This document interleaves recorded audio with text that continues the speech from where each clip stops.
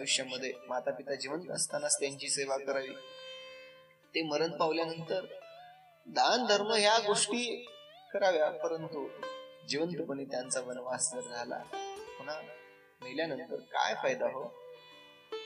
जोपर्यंत जिवंत आहात तोपर्यंत आपल्या वडिलांची भेट घ्या, वडिलांना कडकडून मिठी मारा, कारण असा प्रसंग पुन्हा नाही येतो. आयुष्य कितीही जरी उलटून गेलं, आनंद असेल दुःख असेल, आपल्या वडिलांना मिठीमध्ये घ्यावं, भेट घ्यावी, वडिलांची कडकडून भेट घ्यावी. कारण या काळाचा भरोसा नाही ना, तुमचा भरोसा नाही ना, तुमच्या आई वडिलांचा भरोसा नाही. क्षणा काळ वाट याची पाहे, अजूनही किती आहे अवकाश. काळ हा क्षणाला या ठिकाणी जवळ येत आहे हो. एखाद्या अजगराने वेष्टन घालावं भक्ष्याला, त्याप्रमाणे काळ हा आयुष्य खात आहे.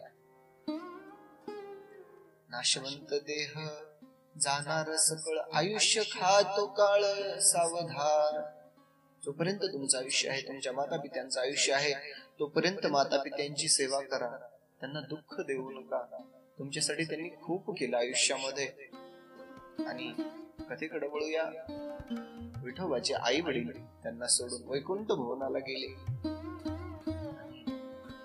संसार चिंतेचा विठाळ, कदा न धरीचे विठ्ठल, जैसे येता तिनी काळ समसमान सर्वासे. संसार चिंतेचं त्यांना विठाळ होता. संसार चिंता कधी गणल्याच नाही. तो मनामध्ये विठ्ठल विठ्ठल ठरला. तिन्ही काळामध्ये किसरिता भरता भरता देख समुद्र नवेची अधिक उष्ण काळी आटला उदक उना कदापि दिसेना. तेवी सुख दुःख दोन्ही सरसी विठोबाली की मनसी वर्तमान सिद्धासी कळवाले देवा. खेद होईल जमतास म्हणून घ्यावा परामर्श मागुती आपे गावा सपरसंगली दिलवा. मग म्हणे जामातासी तुम्ही विरक्त सुरदासी सर्व पदार्थ संसारासी नित्य नित्य पाहिजे. तरी करून मजवरी आता चला अलकापुरी तुमची चालविणार हरी परी लोकाचारी विपरीत. अवश्य म्हणतानीच करून सवे घेते जामातासी सिद्धोपंता ती वेगेसी अलकावती पातळी. आता आपेगावून अलकावतीला आले. त्यांच्या माता पित्याचं निधन झाल्यानंतर सिद्धोपंतांनी सांगितलं, आपल्या जावयाला वाईट वाटेल, आपण बरेच दिवस झाले त्यांना भेटायला गेलो नाही, म्हणून विठ्ठलपंतांना भेटण्यासाठी आले. आणि सांगितलं, संसार लेकीनं सांगितलं, रखुमाईनं सांगितलं, पिताश्री त्यांचं लक्ष संसारामध्ये नाही हो, रात्रंदिवस नामस्मरण करत असतात. आणि मग सिद्धोपंतांनी सांगितलं, तुम्ही चला म्हणले, अलकापुरीला चला, अलकावतीला चला, आळंदीला चला, तिथं राहा आणि तुम्हालाही आनंद वाटेल. आणि ठीक आहे म्हणले. दोघेही आता मग हे आळंदीला राहण्यासाठी आले. आळंदीला राहिल्यानंतर सिद्धोपंतांचा विरक्ती पहा, आपलं विठ्ठलपंतांची विरक्ती पहा. संसारामध्ये रात्रंदिवस त्यांचं जे चित्त आहे भगवंताच्या नामामध्ये इतकं रममान झालेलं आहे. पांडुरंग हरी पांडुरंग हरी, भगवंताशिवाय त्यांच्या आयुष्यामध्ये काही राहिलेलं नव्हतं. संसारामध्ये मन नाही. प्रत्येक ऋतू आलेला प्रत्येक प्रसंग समसमान, दुःखामध्ये दुःख नाही, सुखामध्ये सुख नाही, अशी त्यांची अवस्था. आणि मग आळंदीला येऊन राहिल्यानंतर एके दिवशी संध्याकाळी दोघे निवांत अवस्थेमध्ये भगवंताच्या नामाचा नामजप केला. रखुमाई जवळ आली. दोघे पती पत्नी बसलेले आहेत आणि दोघांचा संवाद सुरू आहे. विठ्ठलपंत रखुमाईला काय म्हणतात पहा. रखुमाई, रात्रंदिवस मी भगवंताच्या सेवेमध्ये तत्पर असतो. काही केलं तरी माझं चित्त या संसारामध्ये लागत नाही. मला आज्ञा दे. संन्यास घ्यावा वाटतोय, संन्यास घेण्यासाठी मला आज्ञा दे. असे आपल्या पतीचे उद्गार रखुमाईच्या कानी पडल्यानंतर काळजामध्ये चरचरून गेले. आपल्या पतीला तर विरक्त अवस्था आहे, भगवंताच्या स्थितीमध्ये रमान आहेत माहित आहे, परंतु आपल्या पोटी पुत्र संतान झालेले नाही, काही नाही. आणि रखुमाईच्या पोटामध्ये गोष्ट राहिली नाही. दुसऱ्या दिवशी झालेला सगळा वृत्तांत आपल्या वडिलांना सांगितलं. सिद्धोपंतांना आमचे हे संन्यास घ्यायचा म्हणते. पिताश्री काय करू, मला आज्ञा मागत आहेत, मी काय करू? सिद्धोपंतांनी सांगितलं, आज्ञा देऊ नकोस, तुमच्या पोटी अजून संतान नाही, मूलबाळ नाही, पुढे संसार सुफळ व्हायचा पुढे आहे. संन्यास ह्या वयामध्ये संन्यास नको, त्यांना तू आज्ञा देऊ नको सांगितल्यानंतर रखुमाईने संन्यासाची आज्ञा विठ्ठलपंतांना दिली नाही. परंतु काही दिवसानंतर पहा, सिद्धोपंतांनी म्हटले की जोपर्यंत मुलबाळ होत नाही तोपर्यंत आज्ञा तू देऊ नको. तव कोणी एके दिवशी, मग पुन्हा एके दिवशी विठोबा म्हणे निजकांतीसी, स्नानासी जावया गंगेसी, आज्ञा द्यावी मजाचा. काशीच्या तीर्थक्षेत्रावरती मला जावं वाटतं, गंगेचं स्नान मला करावं वाटतं, आज्ञा दे, आज्ञा दे. म्हटल्यानंतर रखुमाईने सांगितलं, स्नान करण्यासाठी तर जातो म्हणून, ठीक आहे जावा तुम्ही.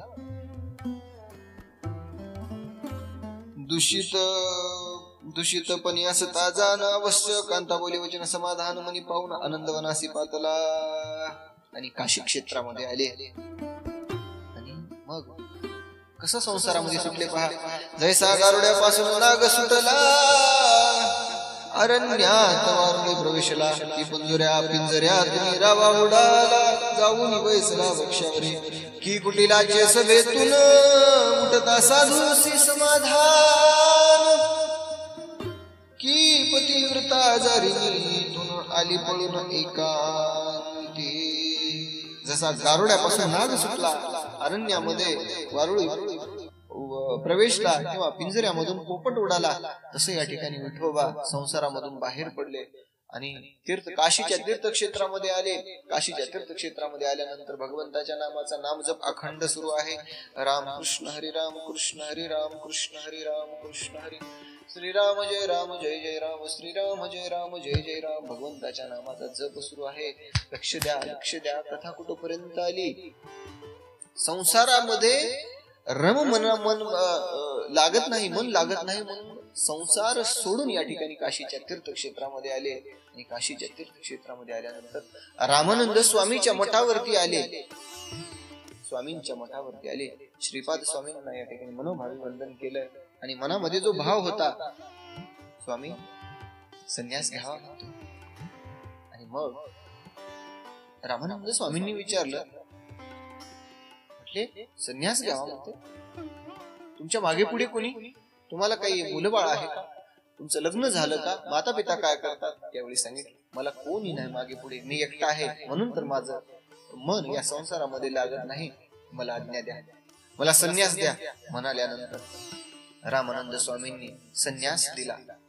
आता इकडं घरी पत्नीला दर्शनाला जाऊन येतो म्हणून घरून निघाले, आणि इकडे येऊन संन्यासी होऊन संन्यास दीक्षा धारण केली आणि संन्यासी होऊन राहिले. अखंड भगवंताच्या नामाचा जय जयकार सुरू आहे. रामकृष्ण हरी रामकृष्ण हरी.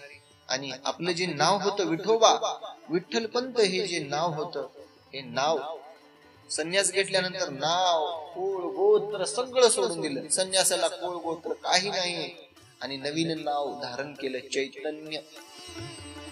रामानंद स्वामींनी नवीन नाव दिलं चैतन्य. आणि चैतन्य मग आता संन्यास आनंद वाटू लागला. संसाराच्या बंधनातून सुटले. दररोज उठायचं, स्नान करायचं, भगवंताचं नामस्मरण करायचं, सेवा करायची भगवंताची. इतका आनंद, इतका आनंद, आता त्या आनंदाला पारावार नाही. मस्त रममान झाली.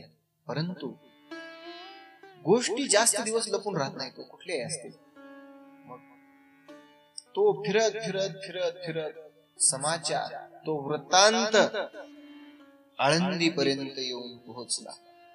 आणि आळंदीला ज्यावेळी रखुमाईच्या कानावरती वृत्तांत आला का, की विठ्ठलपंतांनी संन्यास घेतलेला आहे, त्यावेळी काय वाटलं, काय अंत करणारी म्हटलं असेल, काय वाटलं असेल रखुमाईला. रखुमाईचा भाव महिपती महाराजांनी वर्णन केलेला आहे. संन्यास घेतला ऐकून कानी रखुमाबाई चिंताक्रांत म्हणे प्राणनाथा मज येवनी टाकुनी कासया दिदले. प्राणनाथा, मला या संसाराच्या वनामध्ये सोडून मला टाकून देऊन तुम्ही संन्यास धारण केला का? असं का केलं?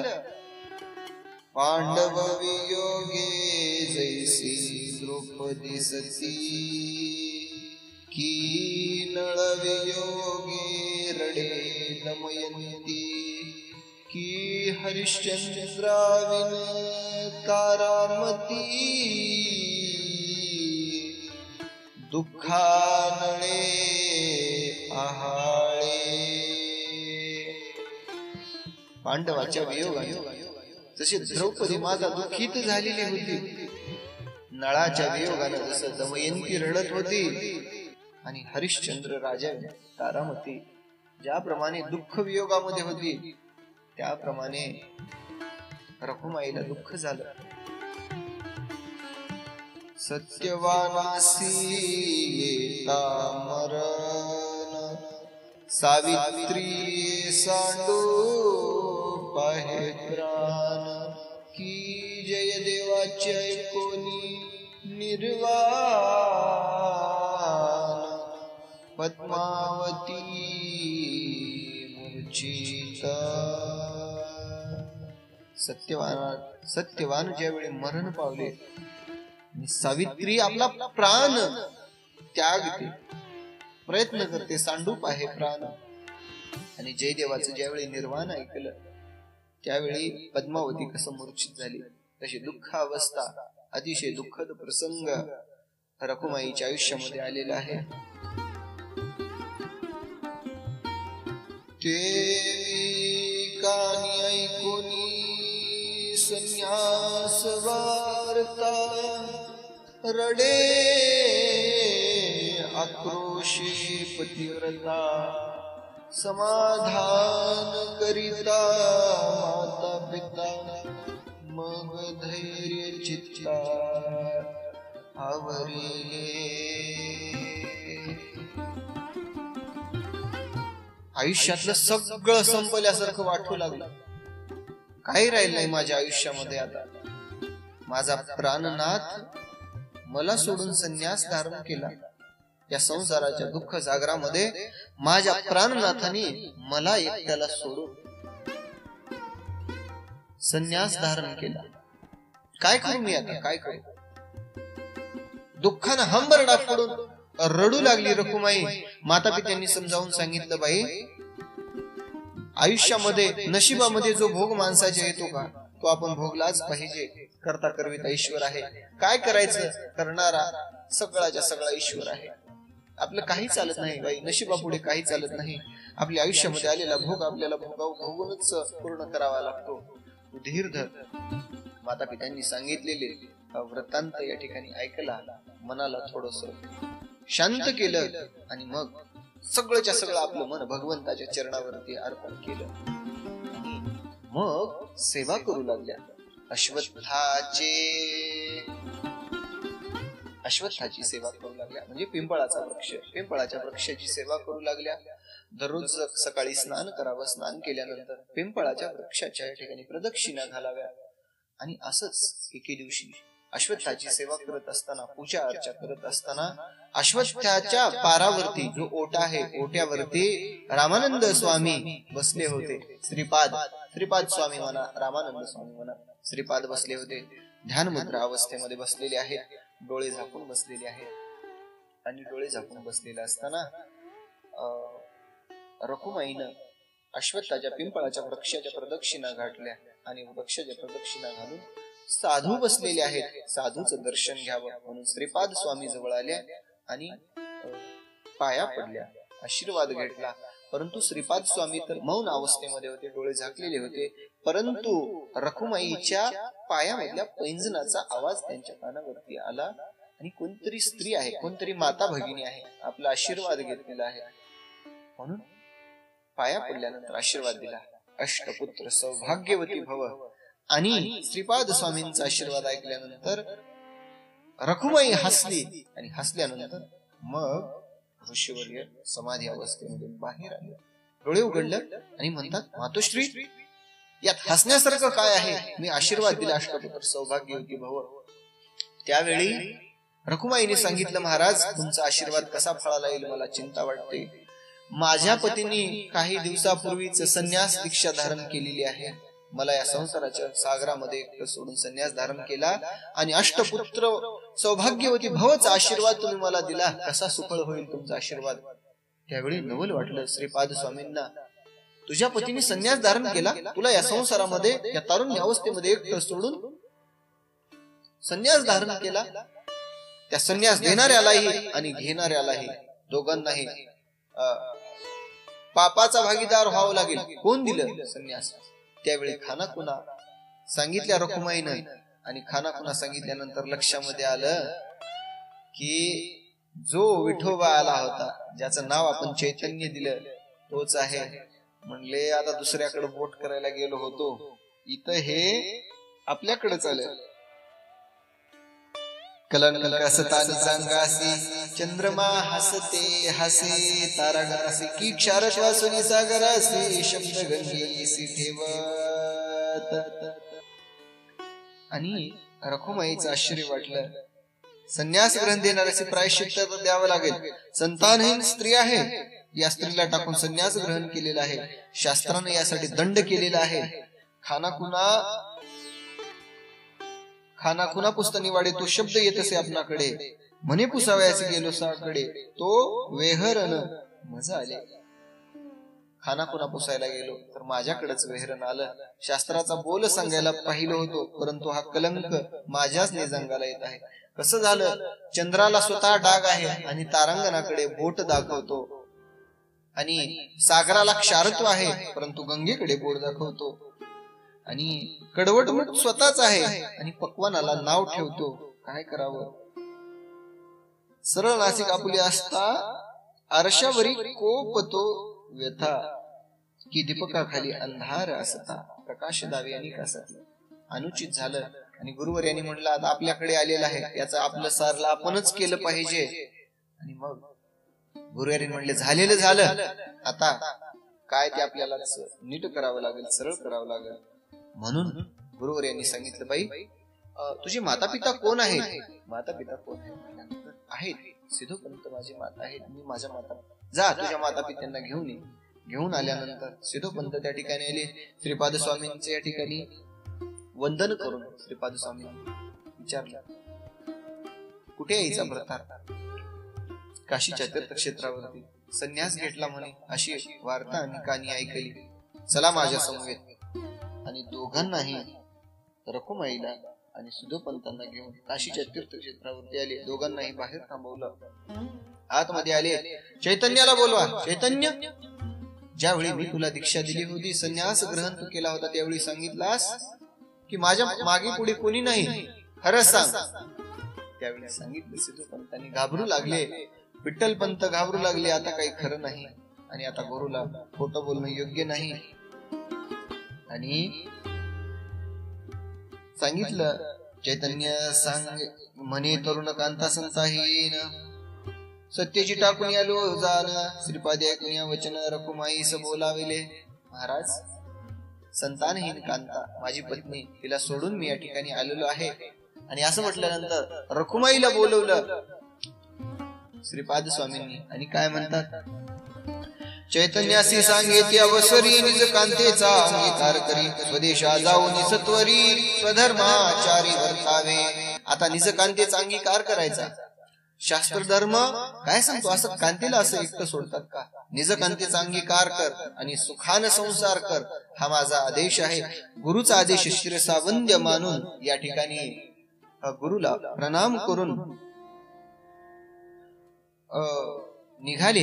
आणि गुरुवर्य सांगतात, अविधी कर्माचे भय मानिसी, विकल्प चित्ती धैर्यानिसी, माझी आज्ञा प्रमाण तुझसे, ऋषिकेशी साय तुझ. ऐसा आशीर्वाद होता जाण चैतन्या वंदिले चरण निज कांतेसी हाती धरून स्वदेशासी चालीला. गुरुची आज्ञा मानून स्वदेशाला आपल्या परतले. परंतु ऐका, ज्यावेळी समाज गुरुची आज्ञा झालेली असताना या गृहस्थ आश्रमाचा स्वीकार केलेला आहे माहित असताना सुद्धा समाज काय नाव ठेवतो पहा. समाजांनी भल्या भल्यांना नाव ठेवली. हो, आपण कोण आहोत? काय म्हणतो समाज बघा. अरे म्हणले, तू तर संन्यास घेतला होतास, आता घरचारी कसा झालास? एक म्हणती दोष पदरी म्हणून विपरीत झाले, एक म्हणती विषय लंपट. अरे म्हणजे याला काय बोलायला, विषय लंपट आहे हा. एक म्हणती कृपण कंटक, एक म्हणती आचे मुख पाहू नये सर्वत्र. एक म्हणले हा स्त्री लंपट आहे, एक म्हणले हा विषय असत आहे. अरे याचं तोंड सुद्धा बघू नका. समाजाने नावं ठेवली मायबाप. आधी सुद्धा रस घेऊन मग केले मद्यपान, अमृत पिऊन मग मद्यपान यांनी केलं. संन्यास दीक्षा त्यागून निमग्न प्रपंची वेदांताचा अभ्यास करून कोकशास्त्र जसं या ठिकाणी वाचलं, विष्णूला प्रसन्न करून जसं वेताळाचं साधन केल्यासारखं आहे तसं यांनी केलेलं आहे. आणि टाकून विप्राची संगती अनाविकासी लाविली कृती, देवी वैराग्याला विनाशिधी प्रपंच वाढीला. या परिणिती सकळ जन परिचैतन्यासी किती समाधान जेवी पर्वतावर विष टाकन न जाय वाहून कदापि, दंडशुलाचे भय पूर्ण गरुड न जाय जैसा उर्मुखीश्वान भुंकता जैसा वर चित्तविद्विनवीचे. आणि मग कठोर प्रसंग त्यांच्या आयुष्यामधला हा आहे. द्विजी घातले वाळीत वर्गी सांडिले त्वरित, खोपट बांधून अरण्यात कांते सहित राहिला. आयुष्यामध्ये कितीही संकट आले त्यांनी मागे डगमगले नाही. त्यांनी पर्वतावर कितीही वर्षाव होऊ द्या, हो, पर्वत मानतो का त्याला? नाही मानत. आणि भल्या मोठ्या समोर हत्ती समोर कुत्र्यानं भुंकलं तर हत्ती मानतो का? नाही मानत. आणि समुद्राची गर्जना ऐकून अगस्ती मनामध्ये भय मानतील का? नाही. आणि खद्योत तेज देखुनी नयना, या सोनकिड्याचं तेज पाहून सूर्या भगवंताला वाटेल का की गवस्ती चिंताचा नजरेची. आणि वाळीत गाठल्यानंतर सगळ्या आप्तवर्गीयांचा सगळ्यांना सोडून दिलं आणि सगळ्यांना सोडून देऊन वनामध्ये येऊन राहिले, खोपट बांधलं आणि आपला संसार नेटाने ताटला. संकट आयुष्यामध्ये आली तर काय, मी आहे ना खंबीर, माझा पांडुरंग परमात्मा माझ्या पाठीमागे आहे. सुख दुःख ते कधी मानलेच नाही. सगळ्या अवस्था ज्या ज्या त्यांच्या आयुष्यामध्ये आल्या सगळ्यांना सारखं मानलं, परंतु भगवंताच्या चरणामध्ये आपलं मन रममान ठेवलं. भिक्षा मागावी, आपल्या कुटुंबाचं उदाहरण करावं. 12 वर्षाचा काळ गेला. 12 वर्षाचा काळ असाच त्यांचा गेला. आणि मग गीता भागवत श्रवण मनन अखंड चित्ती समाधान ऐसी 12 वर्षी लोटता जा कोटी संतान झाले. 12 वर्षानंतर त्यांच्या पोटी संतान झाले. तिघे पुत्र अन्यायिक ऐसी संतती होता देखाय, ऐकताना मी सगळी कवती पावा जडमूड. त्यांची नावं ऐकलो जरी तर पावन होती जडमूड. प्रथम अवतार मृडानिपती, त्याचे नाव ठेविले निवृत्ती. विष्णू अवतार जन्मला क्षिती, तया मनती ज्ञानदेव. मग संतांनी रचना केली आहे तो सदाशिवाचा अवतार, स्वामी निवृत्ती दातार, स्वामी निवृत्ती दातार, स्वामी निवृत्ती दातार. महाविष्णूचा अवतार, सखा माझा ज्ञानेश्वर, सखा माझा ज्ञानेश्वर, सखा माझा ज्ञानेश्वर. सदाशिवाचा अवतार आहे निवृत्तीनाथांचा. सगळ्यात मोठे निवृत्तीनाथ, त्यांच्यानंतर श्री ज्ञानदेव महाविष्णूंचा अवतार आहे.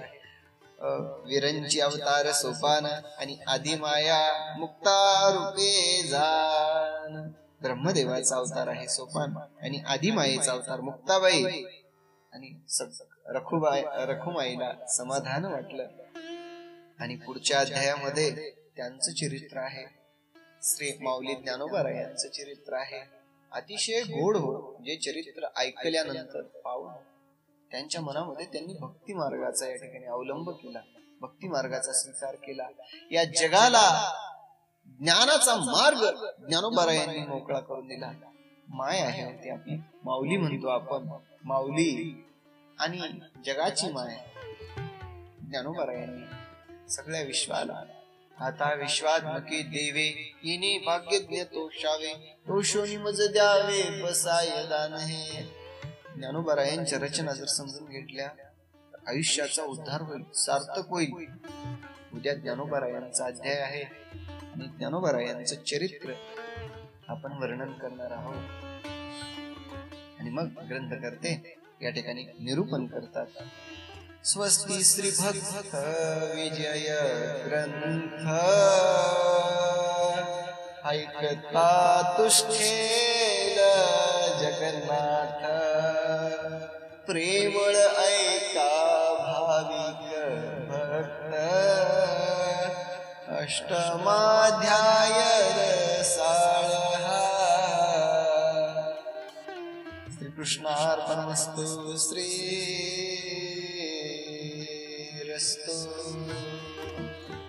रामकृष्ण हरी. झालेली सेवा भगवंताच्या चरणी अर्पण. कथा अतिशय गोड कथा होती. त्यांचं चरित्र उद्याच्या अध्यायामध्ये ज्ञानोबा यांचं चरित्र, निवृत्तीनाथ महाराज कुठं कसे हरवले, मुक्ताबाई आदिमाया शक्ती, मुक्ताबाईनं कसं ज्ञानोबा यांना समजाविलं, ज्ञान कसं दिलं. उद्याचा अध्याय अतिशय गोड आहे. सर्वांनी श्रवण करा, अध्यायाला लाईक करा, कमेंट मध्ये रामकृष्ण हरी लिहा आणि कथा कशी वाटली तुमचा प्रतिसाद अवश्य द्या. भगवंताच्या कथा सर्वांपर्यंत पोहोचवा. ज्यांना कथेची गोडी आहे त्यांनाच या कथेचा रस माहित आहे, काय आहे. चरित्र ऐकण्यासाठी कथा आपण ऐकतो का? सगळं देहभान विसरून जातो. कथा ऐकताना सर्वांपर्यंत पोहोचवा. बोलताना काही चुकलं असेल, ओघाओघाने काही चुकीचे शब्द निघून गेले असतील, उदार अंतकरणाने माफ करा. आणि जे काही चांगलं वाटलं ते तुमच्याकडे ठेवून घ्या. बोलिलो लेकुरे वेडी वाकुडे उत्तरे, करा क्षमा अपराध.